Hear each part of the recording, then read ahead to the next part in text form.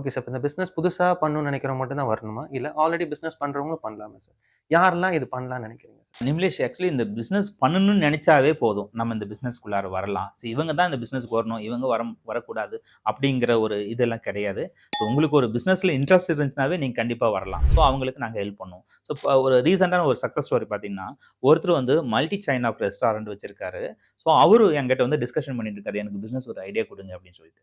அப்ப நான் அவருக்கு குடுத்த ஒரு ஐடியா தான். சார் உங்க கேஷ் கவுண்டர் முன்னாடி அழகான ஒரு டிஸ்ப்ளே வந்து வுட்டன்ல ரெடி ஆக்கிக்கோங்க. அந்த இடத்துல நாங்க ப்ராடக்ட் வந்து சப்ளை பண்றோம். அப்படின்னு ஜஸ்ட் ஒரு 25K வந்துட்டு அந்த இடத்துல ப்ராடக்ட் வந்து டிஸ்ப்ளே பண்ணி ஸோ அது பார்த்தீங்கன்னா, ஒரு ஃபியூ டேஸ்லயே என்டையரா வித்து போயிடுச்சு. என்ன காரணம்னா, அந்த கேஷ் கவுண்டர்ல பில்லிங்க்கு வரும்போது குழந்தைங்க போய் அந்த ப்ராடக்ட்ட எடுக்கும். ஸோ அந்த இடத்துல ஒரு பிசினஸ் நடக்கும். ஸோ இன்னைக்கு பார்த்தீங்கன்னா, டோட்டலா வந்து 72 பிரான்ச்சஸ் அவரது இருக்கு. அந்த 72 பிரான்ச்சஸ்லயும் என்னுடைய ஸ்டேஷனரி ப்ராடக்ட் அங்கங்க வச்சிருக்கோம். ஸோ அவங்களுக்கு செம்ம ரெவென்யூ. ஸோ ஒரு வெரி ஹேப்பி.